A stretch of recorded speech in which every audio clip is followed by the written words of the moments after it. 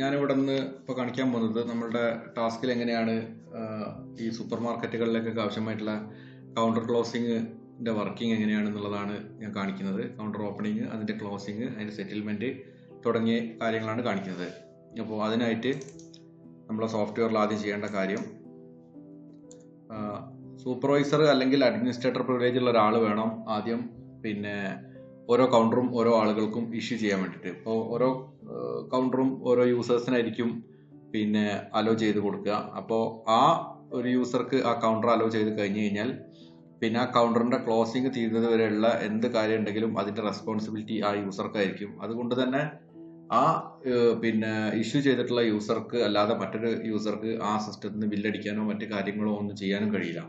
അപ്പോൾ അതിന് വേണ്ടിയിട്ട് ഇവിടെ ഞാനിപ്പോൾ സോഫ്റ്റ്വെയറിലാണ് ലോഗിൻ ചെയ്തിട്ടുള്ളത്. ഇവിടെ നമ്മളുടെ സ്പെഷ്യൽ ഓപ്ഷനിലുണ്ട് കൗണ്ടർ ക്യാഷ് എന്ന് പറഞ്ഞിട്ടുള്ള ഓപ്ഷൻ.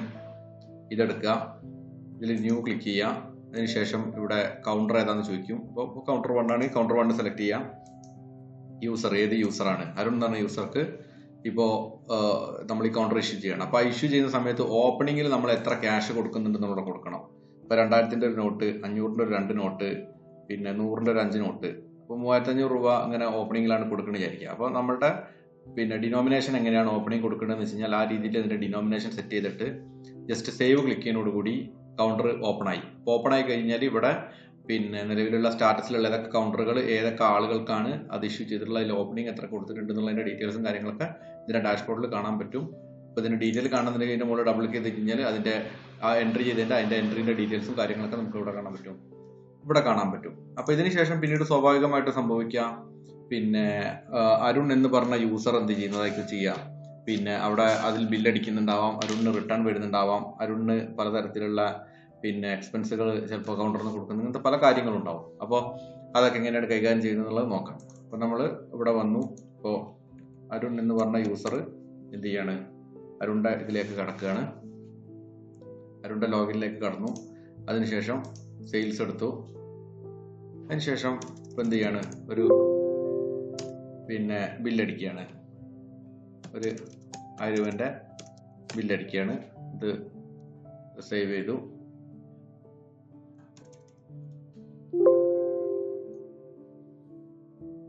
ഇതേപോലെ തന്നെ മറ്റൊരു ബില്ല്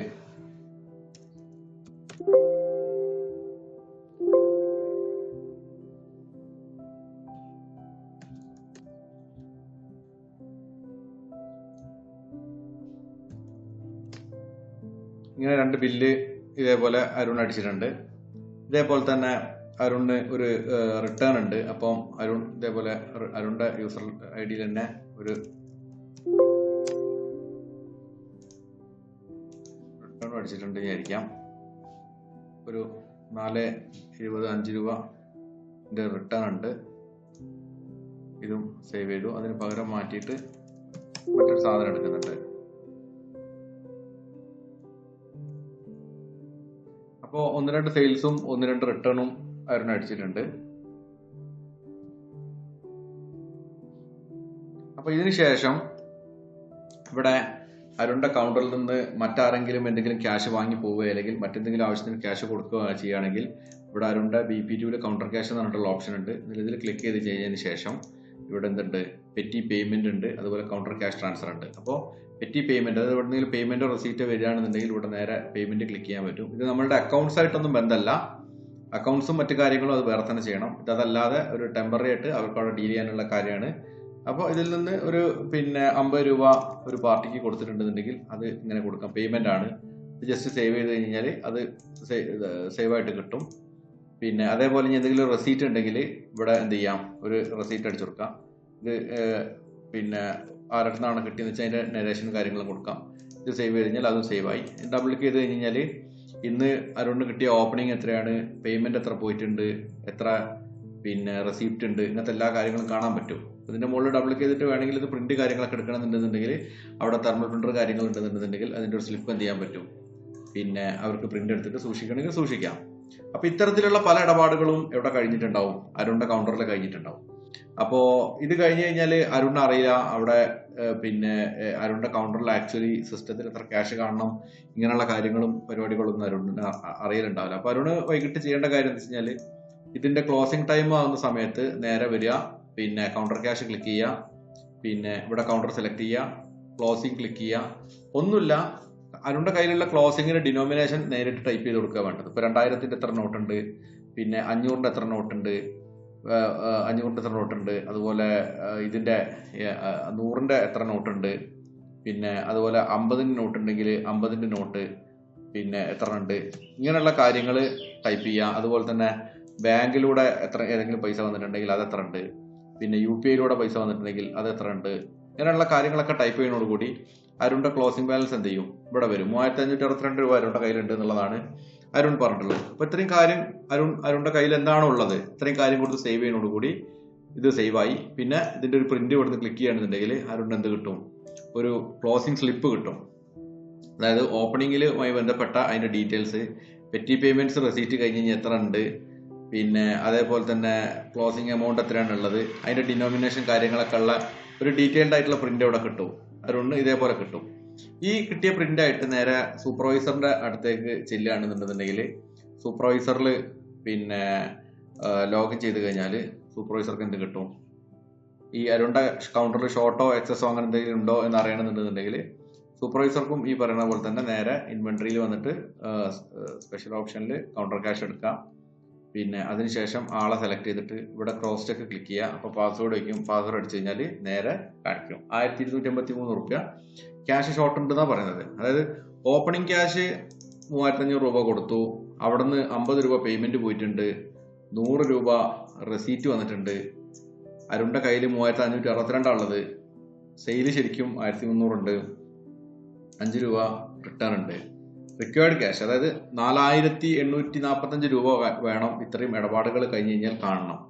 അതിൽ അരുണിന്റെ കയ്യിലുള്ളത് 3522 ആണ്. അപ്പോൾ 1253 റുപ്യ അവിടെ ഷോർട്ട് ഉണ്ടെന്നാണ് അർത്ഥം. അപ്പോൾ സ്വാഭാവികമായിട്ടും ഇവർ ചെയ്യുന്ന കാര്യങ്ങളും മറ്റ് പരിപാടികളെല്ലാം ഓക്കെ ആണ് എന്നുണ്ടെങ്കിൽ ഇങ്ങനെയുള്ള ഷോർട്ടോ കാര്യങ്ങളോ ഒന്നും ഉണ്ടാവില്ല. കാര്യങ്ങൾ കൃത്യമായിരിക്കും. പിന്നെ ഈ ഇടപാടിൽ നമ്മൾ ശ്രദ്ധിക്കേണ്ട കാര്യം വെച്ചാൽ ഏതെങ്കിലും തരത്തിലുള്ള ക്രെഡിറ്റ് ഇടപാടുകൾ അരുണിന്റെ കൗണ്ടറിൽ നടന്നിട്ടുണ്ട് എന്നുണ്ടെങ്കിൽ അത്തരം ട്രാൻസാക്ഷനുകൾ ഈ കൗണ്ടർ ക്യാഷുമായി ബന്ധപ്പെട്ട വിഷയങ്ങളിലേക്ക് വരില്ല.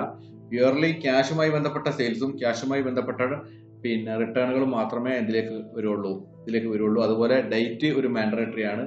ഇപ്പോൾ ഇന്ന് കൗണ്ടർ ക്ലോസിംഗ് കഴിഞ്ഞിട്ടുണ്ടെങ്കിൽ അതിനുശേഷമുള്ള ഇടപാടുകൾ മാത്രമാണ് ഇതിലേക്ക് വരിക. അപ്പോൾ ആ രീതിയിലാണ് നോക്കുക. അപ്പോൾ ഇപ്പോൾ ഉദാഹരണത്തിന് ഇന്നലെ വൈകിട്ട് കൗണ്ടർ ക്ലോസിംഗ് കഴിഞ്ഞതിന് ശേഷം അപ്പൊ തന്നെ ആ ആൾക്കന്നെ അടുത്ത കൗണ്ടർ ഓപ്പൺ ആക്കി കൊടുത്തിട്ടുണ്ട്. ആ കൗണ്ടർ ക്ലോസ് ചെയ്തിട്ടില്ലെങ്കിൽ സ്വാഭാവികമായിട്ട് ഇന്നത്തെ സെയിൽ ഉണ്ടെങ്കിൽ അതടക്കം ഇതിലേക്ക് കയറി വരും. അങ്ങനെയുള്ള ചില കാര്യങ്ങൾ മാത്രമേ ഇതിൽ ശ്രദ്ധിക്കേണ്ട ആവശ്യങ്ങളുള്ളൂ. അപ്പൊ ഇതെല്ലാം കഴിഞ്ഞ് ഇപ്പോ അരുണിന്റെ ക്യാഷിന്റെ കാര്യമൊക്കെ അവർ പറഞ്ഞ് തീരുമാനമാക്കിയിട്ടുണ്ട്. ഇപ്പൊ ഇതാണെന്നുണ്ടെങ്കിൽ ഇവിടെ എന്ത് ചെയ്യാൻ പറ്റും, ഈ എമൗണ്ട് വേവ് ചെയ്യാൻ പറ്റും.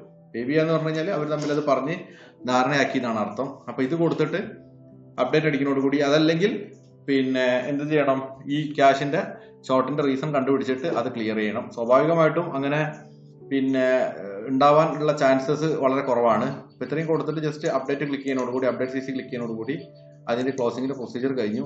അതിനുശേഷം ഇവിടെ വീണ്ടും ഇയാളെ സെലക്ട് ചെയ്തിട്ട് ക്ലോസിംഗ് ക്ലിക്ക് ചെയ്യുന്നു. അതിനുശേഷം വെരിഫൈ ആൻഡ് ഫിനിഷ് കൊടുത്തിട്ട് പാസ്വേഡ് അടിക്കുന്നതോടുകൂടി ഈ കൗണ്ടർ ഫ്രീ ആയി.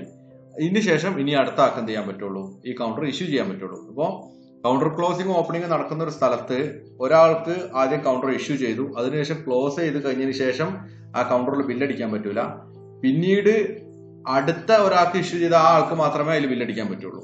അപ്പോൾ ഈ പ്രൊസീജിയർ നടക്കുന്ന സ്ഥലത്ത് നിർബന്ധമായിട്ടും കൗണ്ടർ ഓപ്പണിംഗും ക്ലോസിംഗും നടന്നാൽ മാത്രമേ എന്ത് ചെയ്യാൻ പറ്റുള്ളൂ, നമ്മളുടെ ബില്ലിങ്ങും മറ്റു കാര്യങ്ങളും ആ കൗണ്ടറിൽ നടക്കുള്ളൂ എന്നുള്ളൊരു കാര്യം ഉണ്ട്.